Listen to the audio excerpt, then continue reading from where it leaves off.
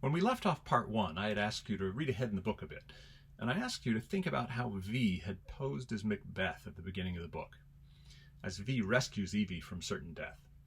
Macbeth is a fascinating character, one who achieved political power through treachery and force, and then lost it due to his own incompetence.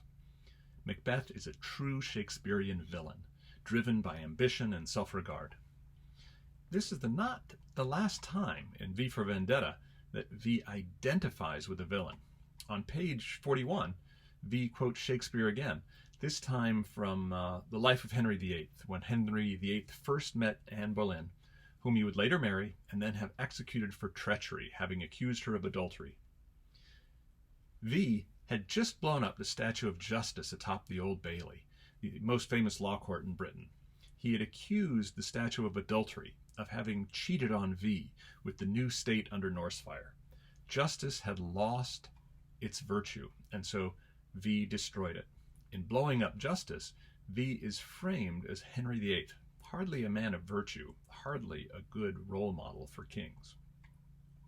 On page 43, Evie asks what the 5 V's carved over an arch in the Shadow Gallery stand for. V claims they stand for a Latin verse, and translates the verse as, "By the power of truth, I, while living, have conquered the universe." This is meant to be a reference to the medieval German story of Dr. Faust, a searcher for truth who made a deal with the devil in order to gain unlimited knowledge and power. This reference makes it seem that V's powers come from a demonic pact. The exchange continues as Evie asks if she can help V with whatever it is that V is doing. She offers to make a deal. V says there are no deals unless Evie wants one, and he even brings up Faust, implying that in asking to make a deal with V, she is asking to make a deal with the devil. The way in which Evie helps V, then, is a curious inversion of the way her character is introduced to us in the first pages of the book. V sends her out as a prostitute, but this time she is part of the vice squad trying to spring a trap, as it were. She is sent to entrap the lecherous, child-molesting Bishop Lillyman, who is a leader in the Church of England under Norse fire. She gains access to the bishop by posing as a young girl sent to have sex with him, distracts him, and leaves a window open so V can enter. When V arrives, Evie is again rescued from rape and certain death. V confronts the bishop, and V introduces V to the bishop with a quotation from the Rolling Stones song Sympathy for the Devil. "Please allow me to introduce myself," V says. "I'm a man of wealth and taste." V mocks the bishop, who, despite his calling, presents himself as a sophisticated man who enjoys the pleasures of the flesh. In order to gain free access to those pleasures, the bishop had made a deal with the devil. He had agreed to support Norse fire, to work at Larkhill. Here we have the Faustian bargain again, and V has come to collect the devil's due from the bishop. V even put horns onto the Guy Fawkes mask. But during this confrontation between V and the bishop, the ear is listening. The men on duty had hoped to listen in on the bishop molesting a young girl, indicating that that behavior is known of and tolerated by the leadership of Norse fire. V puts on a show for them. We get, in the bishop's words, a brief account of what happened at Larkhill. Poison gas, a fleeting view of the man who had unleashed the gas. The bishop then asks who V really is. V responds with words attributed to Charles Manson. "I am the devil, and I come to do the devil's work." This phrase is so important that it appears in the book twice. Did you notice that?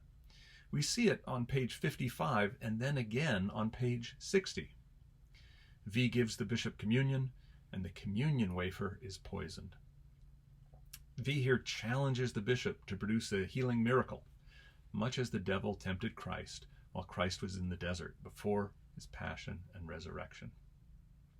Why does V go to such lengths? Why does the author go to such lengths to get us thinking about V as a devil, a villain, a madman? Perhaps it goes back to Larkhill. Our next trip to Larkhill, trying to find out what happened there, only takes a few more pages to arrive.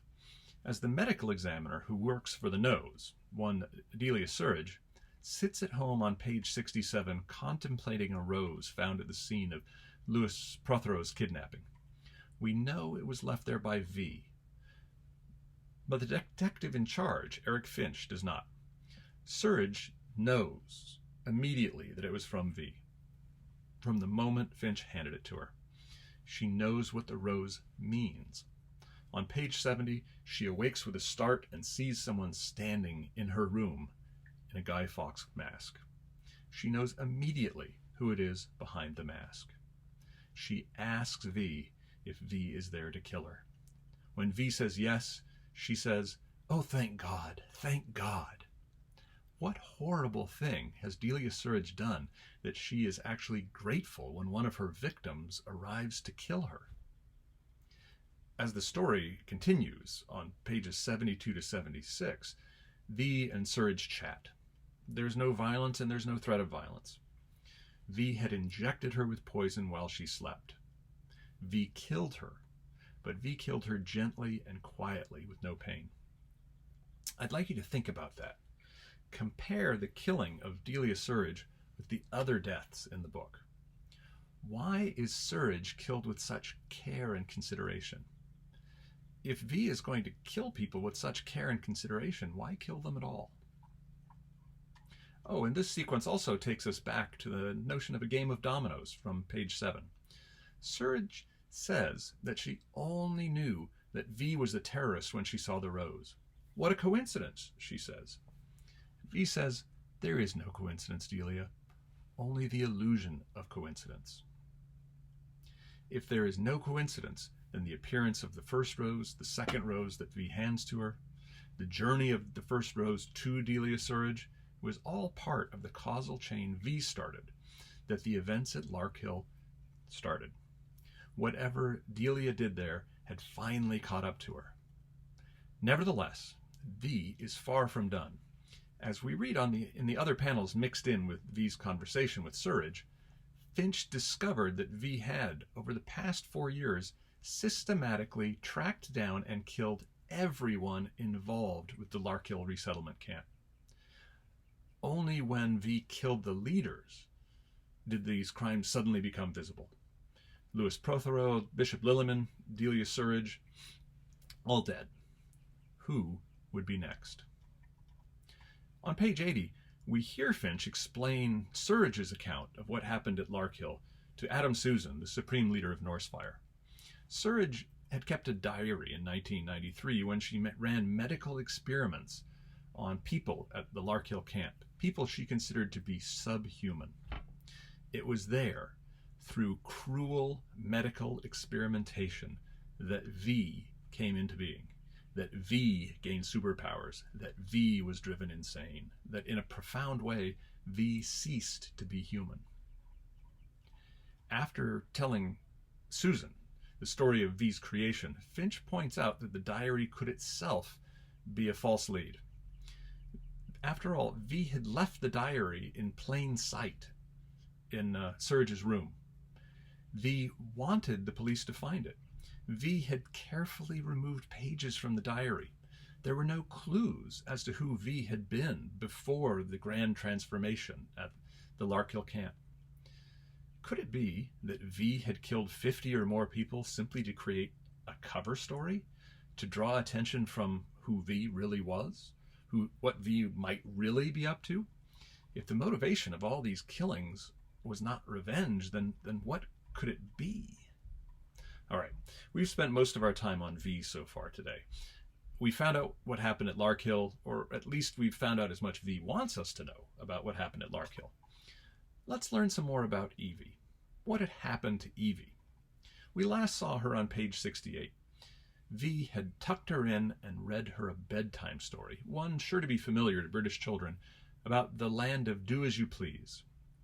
The children in the story, free to do as they pleased, had, after many adventures, decided to return home where they would live normal lives rather than stay in a world of happiness and fantasy. Evie had, on page 66, told V in the aftermath of V's assassination of Bishop Lilliman, that killing was wrong. She would not be involved in killing, not even for V. So what happens to Evie? She lives a happy if aimless life in the Shadow Gallery, but her future is foretold on pages 94 to 95 as V does an old magic trick. A harmless, cute rabbit in a cage, identified as her, is made to disappear. When Evie protests that she liked the bunny, V makes it reappear, but without its cage. V says that the bunny has come back, but now her home has gone. This is a twofold prediction.